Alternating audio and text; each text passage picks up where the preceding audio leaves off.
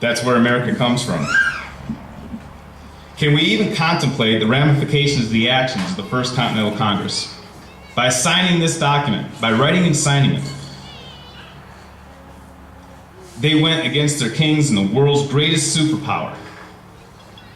They decided to do nothing less than hang for a cause. They decided to give up their land, their wealth, their modesty, and even their family for liberty. Can we even feel the repercussions of the first volunteers of Lexington and Concord, where, without support from the not yet formed American government, citizens took up arms to start what would later become the Revolution? How about the rest of the unnamed men who fought for the cause of liberty? These unknown souls of America's past that resolved to give up everything they hold dear for freedom.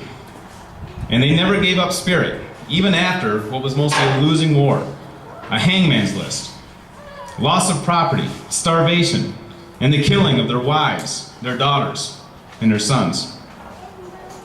They did not do all of this when it was convenient, but when it was necessary.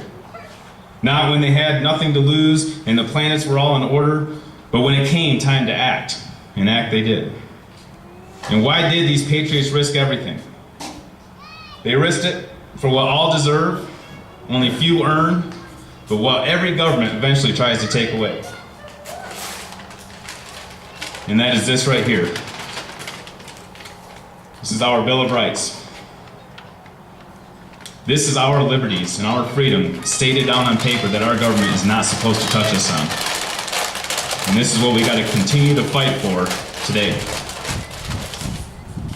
I am going to shorten up my speech a little bit. I was going to go ahead to remind everybody and read the Bill of Rights, but I will skip past that. Let me put this down.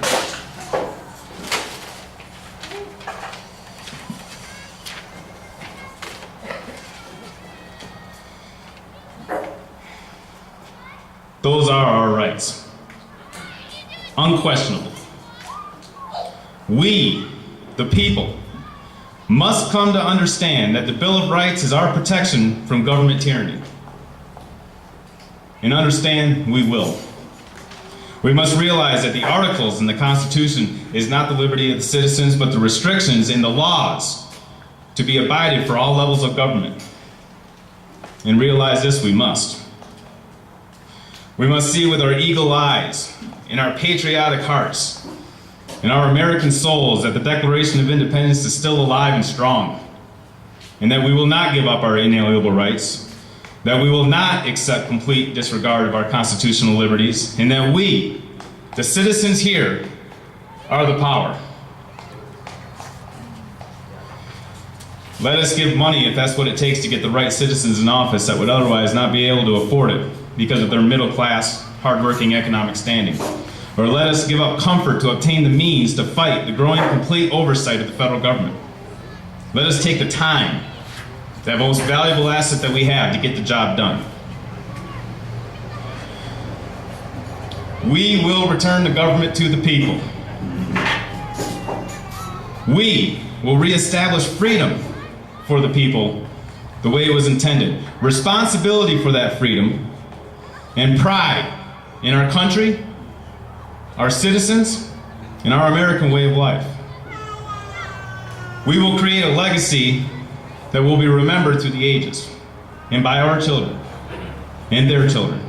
And we can do this if we start now. We can create that legacy. We can turn this around. We can create a legacy that will say this generation kept the greatness of America going. They can say that this generation stopped out the out-of-control train of the federal government before it derailed and consumed us all. And in that legacy, our future generations can remember that the people here today had no fear in the continuing fight for liberty. Let our children tell of how we brought back our government to the people. Let our children say that we sacrificed as patriots. And let them remember that we acted as we're supposed to. And that is Americans. Thank you.